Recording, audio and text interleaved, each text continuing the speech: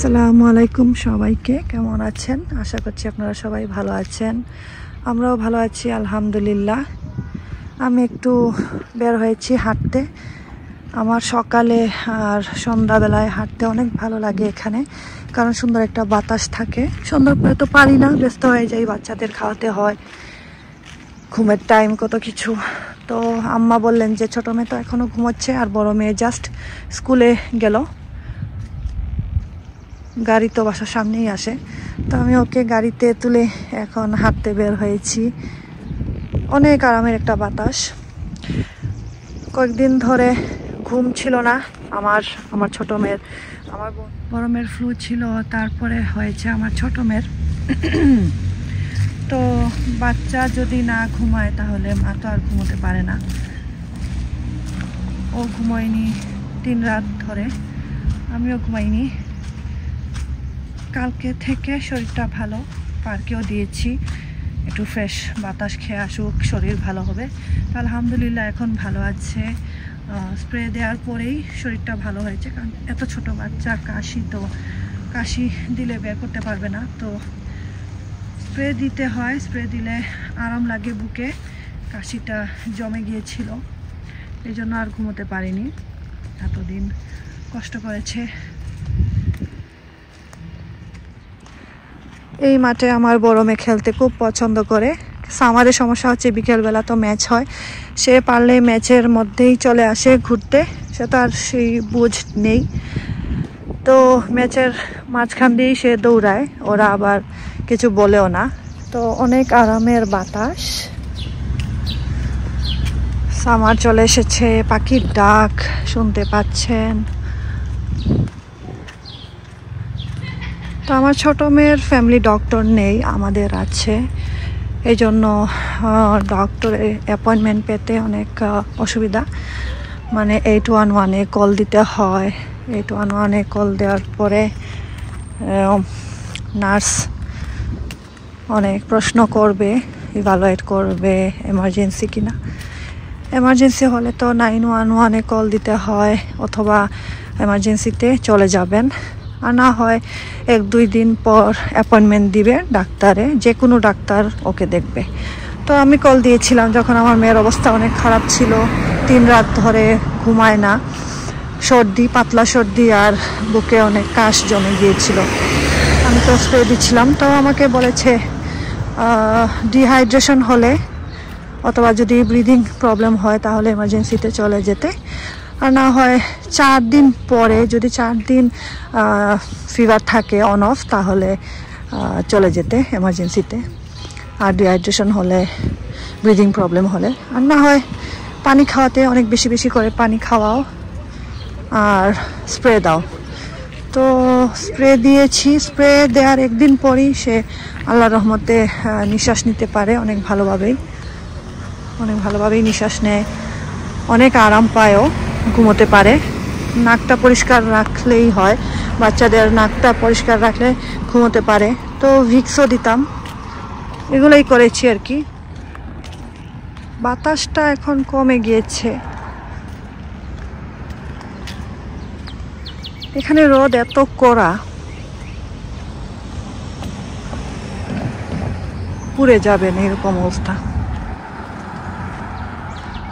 আমারও গতকালকে dentist appointment ছিল, দাঁতের অবস্থা ভালো নেই, আরও 1-2টা বাকি ঠিক করানোর।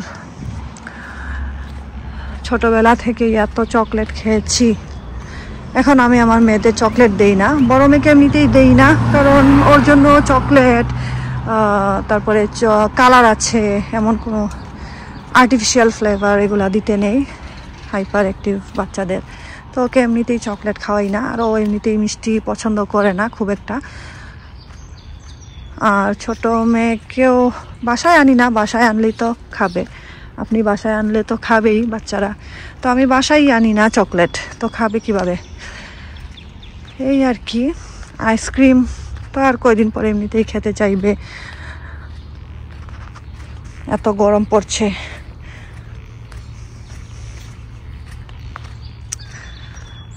আর আমারও ফ্যামিলি ডক্টরে অ্যাপয়েন্টমেন্ট নিতে হবে। 1 বছর হয়ে গিয়েছে আমি চেক আপ করতে যাইনি।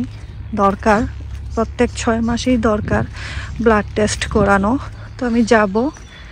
ভ্যাকেশনে ছিল, আমার কানে একটু সাউন্ড হচ্ছিল, পানি মেবি ঢুকেছিল, তো গিয়েছিলাম। আমার ডাক্তার তো ভ্যাকেশনে ছিল, নার্স কান দেখে একটা ড্রপ দেয়, তেমন একটা লাভ হয়নি, শুধু একটু সাউন্ডটা কমেছে। তো আমি আবার অ্যাপয়েন্টমেন্ট নিয়ে যাব আর ব্লাড টেস্টের জন্যও যাব।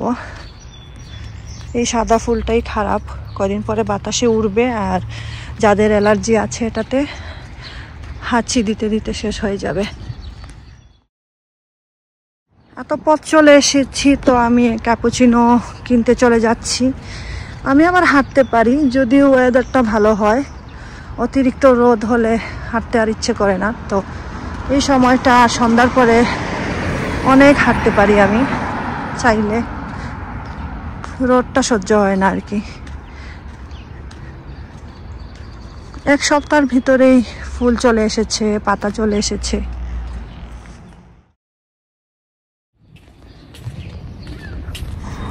কোনো কিছু নিয়ে বসে থাকতে নেই, অবহেলা করতে নেই। আমার আব্বার বেলায় তাই হয়েছে।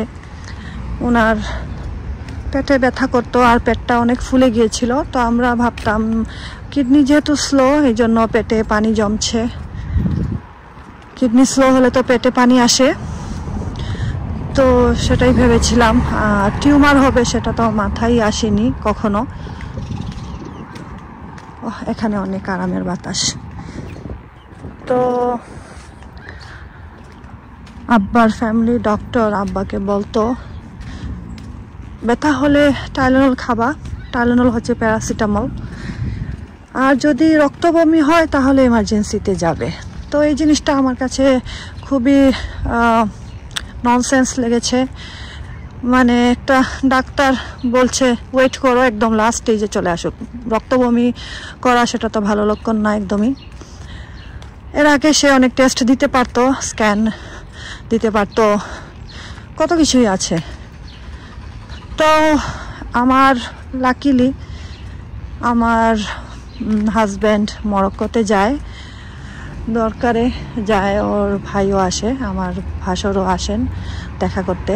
মরক্কো আর ইজিপ্টে 5 দিনের জন্য যায়। তখন আমি তো একা 2 বাচ্চাকে নিয়ে, আমার ছোট মেয়ে তখন হবে 9 মাস। তো আমি 2টো মেয়েকে নিয়ে এমনিতেই, আমার বড় মেয়ে ছোট মেয়ের সাথে ঘুমাইতো না, ও রুম শেয়ার করতো না। সে ছোট বাচ্চা এমনিতেই পছন্দ করতো না। আর তখন তো খুব বেশি চিল্লাতো, ছোট মেয়েকে সহ্যই করতো না। তো আমার 2 মেয়েকে 2 রুমে রাখতে হতো। মা আসেন আমাকে হেল্প করতে, তো সাথে আমার বাবাও আসেন, যেহেতু আমার বাবার ব্যথা হতো। তো আমার বাবাকেও বললাম চলে আসো, তুমিও থাকবে। 4-5 দিনের জন্য আমার বাসায় আসেন থাকতে আমার মায়ের সাথে, কারণ আমি তো একা ছিলাম 2টো বাচ্চাকে নিয়ে। তখন আমি যখন আমার ছোট মেয়ের ফিডার রেডি করতাম, যতবারই আমি রাতে উঠতাম, এভরি 2-3 আওয়ার্স তো তখন বাচ্চা খেত, তো আপনার উঠতে হতো। তো যতবারই আমি উঠতাম ঘুম থেকে, তখনই বলতেন যে ব্যথা হচ্ছে। তো বলতাম এটা তো স্বাভাবিক না, তুমি যতবারই আমি উঠছি তুমি বসে আছো ব্যথা নিয়ে, তো তোমার তো এমার্জেন্সিতে যাওয়াই ভালো, কিছু একটা তো আছে। আর তখন কিন্তু আমাদের বাংলাদেশে যাওয়ার টিকিট করা, হাতে আছে 1.5 সপ্তাহ মনে হয় টিকিট করা। আমার আব্বা আম্মা, আমার 2টো মেয়েকে নিয়ে, আমার হাজব্যান্ড, আমি টিকিট করা আমাদের বাংলাদেশে যাওয়ার। তো আমার বাবা বলছেন যে না, আমি যদি এখন এমার্জেন্সিতে যাই আমাকে রেখে দিবে, বাংলাদেশে যেতে পারবো না।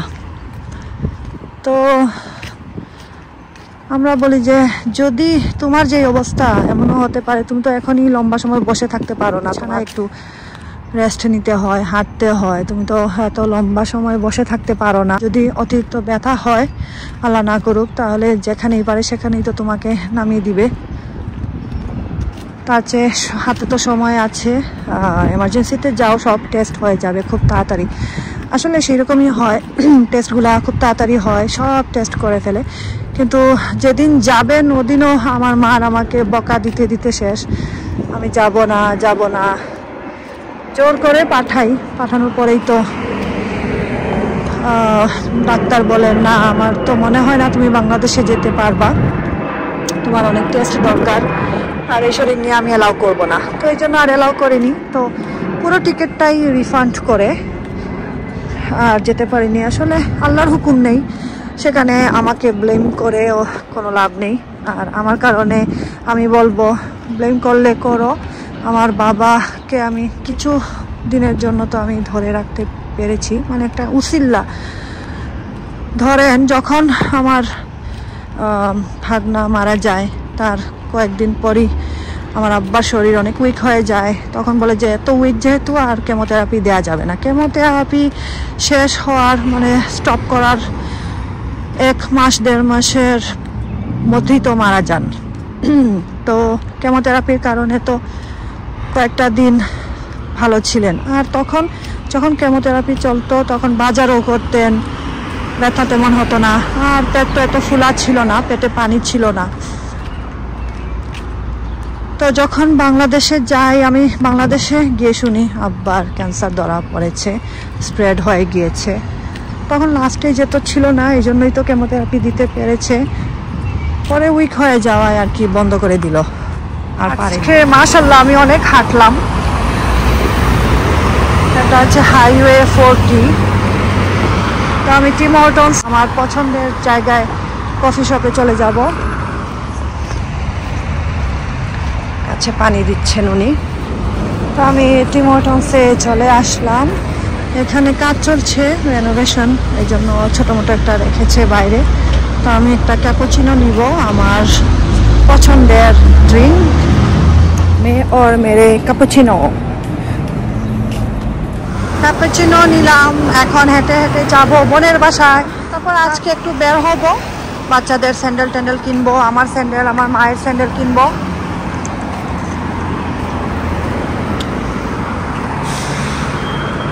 এখানের সামার অনেক সুন্দর, আমি এখানের সামারে কোথাও যেতে চাই না, মানে এখানেই থাকতে চাই, মন্ট্রিলে আর কি, মন্ট্রিল বলুন, লাভাল।